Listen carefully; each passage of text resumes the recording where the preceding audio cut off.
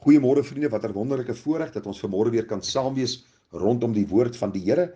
Wat 'n groot voorreg om te weet dat die Here in beheer is van ons lewe, dat hy ons voetstappe rig, dat hy vir ons elke dag lei en dat ons met groot vrymoedigheid kan leef en dan ook die toekoms tegemoet kan gaan in sy naam. Wat 'n voorreg om te weet dat hy op die troon van die hemel sit, dat hy van die aarde maak die voetbank van sy voete en dat hy ook 'n besondere liefde vir sy kinders het en 'n besondere sorg dra vir hulle en hulle ook verseker dat hy hulle veilig in die hemelse hawe sal aanbring. Dis die voorreg wat ons as kinders van die Here het, dat ons weet dat die goeie werk wat die Here begin het, hy dit sal volëindig tot op die dag van die Here Jesus Christus. Ag vriende, ons is tans besig om te praat oor die gedagte, hoe deel ek met vrees in my lewe?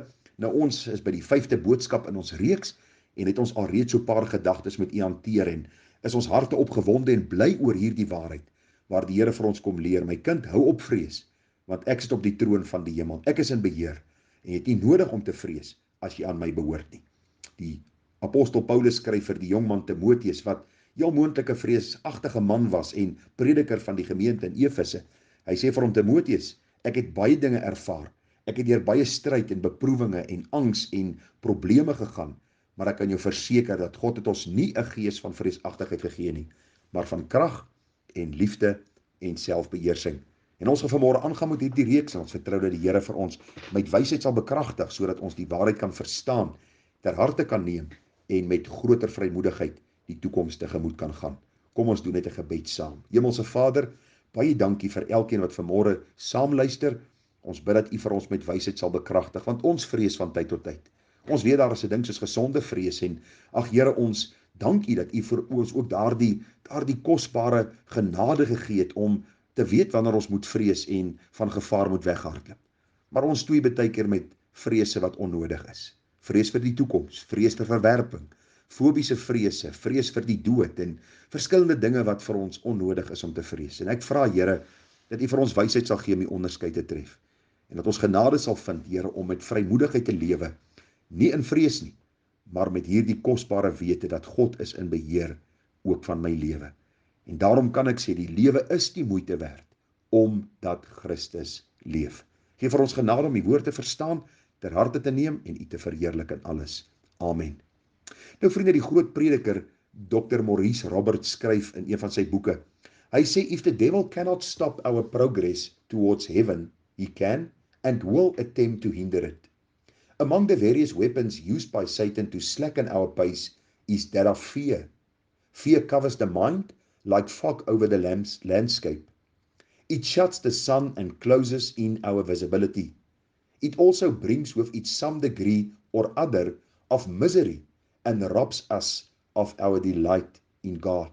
Hy het dit so mooi saamgevat, die ou vyand is altyd besig om te poog om ons van stryd te bring op hierdie geestelike pad. En u moet dit te wag te wees, want die dag as ons gered word, dan word ons vyande van die duiwel. Ons was eers sy kinders gewees, ons word uit genade gered deur Christus, ons word nou kinders van God deur Christus, verseël deur die Heilige Gees en die duiwel, ons vyand sal poog om welke dinge te gebruik om ons van koers af te dring. En ag vriende, ek wil vir u oproep om hierdie waarheid te verstaan in hierdie môre, dat die vyand gebruik vrees om ons, ek wil amper sê, hele uitkyk op die lewe dan dof te maak. Dat ons nie met vrymoedigheid leef nie en dat ons nie met oorgawe leef nie, maar dat ons so half draak my nie agter sleepvoetig lewe.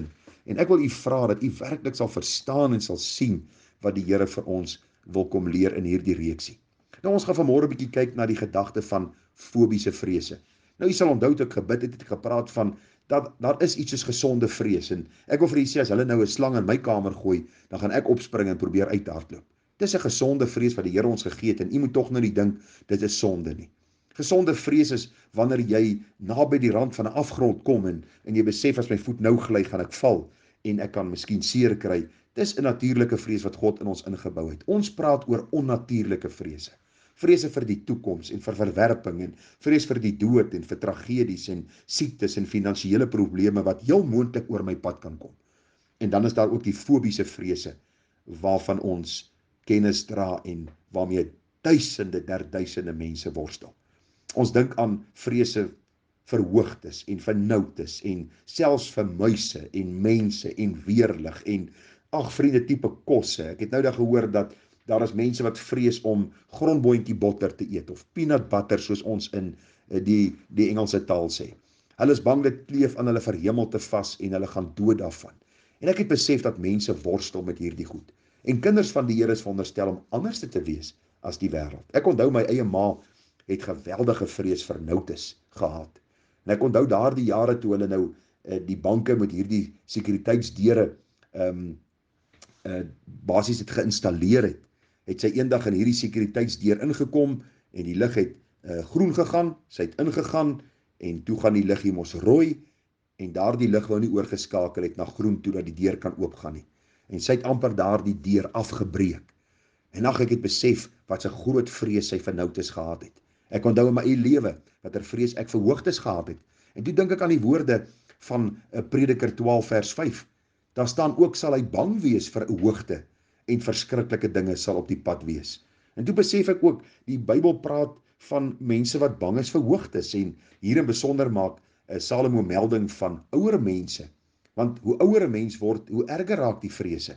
En mag die Here genade gee dat ons hierdie goed sal raak sien, want hierdie vers sê ook sal hy bang wees vir 'n hoogte en verskriklike dinge sal op die pad wees en ouer mense vrees baie meer dinge. Hulle vrees as hulle val gaan hulle heup breek en hulle gaan doodgaan want hulle gaan te oud wees om te herstel na die operasie. Hulle vrees om op die pad te ry want net toe kom hulle 'n ongeluk. Hulle vrees as hulle miskien op 'n dak moet klim. Hulle vrees vir verskillende dinge en selfs die middeljarige en die jong mense.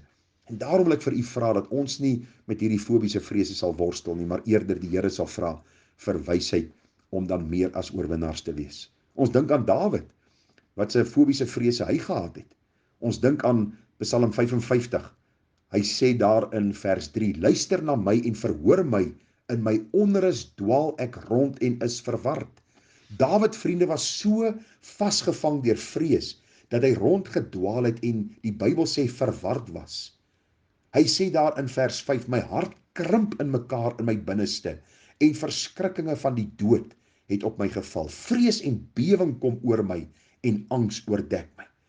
Hierdie man Dawid het so gevrees, vriende, en die konteks sê vir ons dat hy gevrees het vir die vyande, dat hy in benoudheid radeloos geraak het. Maar ons sien ook verder dat daar vir hom uitkoms gekom het. En wat is die uitkoms vir fobiese vrese? En ek gaan dit kortliks met u hanteer. Ek dink dit is maar baie eenvoudig, voor die hand liggende waarhede, maar tog nodig om te hoor, sodat ons dan ook daaroor oorwinnaars kan wees.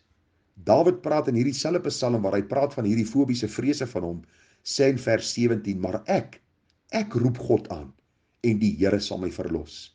Saans en smorens en smiddags klag ek en steen en hy hoor my stem. Hy verlos my siel in vrede van die stryd teen my, wat met menigtes is hulle teen my. Hy sê daar in vers 23, werp jou sorg op die Here en hy sal jou onderhou. Hy sal nooit die regverdige laat wankel nie. Wat ook al jou vrees vanmôre is, wil ek by jou pleit dat jy werklik tyd sal neem in gebed en vir die Here sal sê, Here, u weet hierdie vrees kompliseer my lewe. Ek kan nie met vrymoedigheid lewe nie. As ek bid, as ek getuig, as ek beweeg, is daar altyd hierdie onderliggende vrees wat my lewe kompliseer. Ek vra u help my om met vrymoedigheid te lewe en te weet dat ek my sorg op u kan werp, dat ek my vrese aan u voete kan neerlê en dat ek met vrymoedigheid kan lewe. Vriende, ek wil net nog vir die aanhaling lees uit een van Dr. Maurice Roberts se boeke en hy skryf oor hierdie gedagte van vrees en hy sê, by a combination of bullying and misrepresentation, the devil drives our soul into a mood of darkness and despair. Hy sê, the golden rule is that we must refuse to view anything in our life in isolation from the promises of God's word. We who believes that history, destiny, and all else belong to God must seek to live above the spirit of fear. For God has not given us a spirit of fear, but of love, power, and of a sound mind. Dit was my so pragtig toe ek dit gelees het, dat die Here ook vir ons genade gee, om deur die bril van sy woord, hierdie vrese tot ruste te lê aan die voete van die kruis. 1 Johannes 4 vers 18 sê vir ons, daar is geen vrees in die liefde nie, maar die volmaakte liefde dryf die vrees buite, want die vrees sluit straf in, en hy wat vrees het nie volmaak in die liefde geword nie.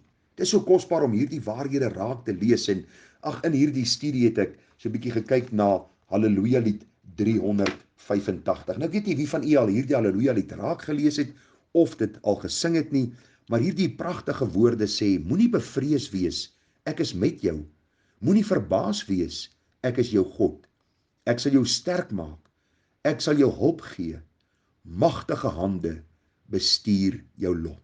Dit is 'n kort en kragtige Halleluja lied, maar so besonder om te weet dat kragtige hande bestuur my lot. Die almagtige God is in beheer van my lewe.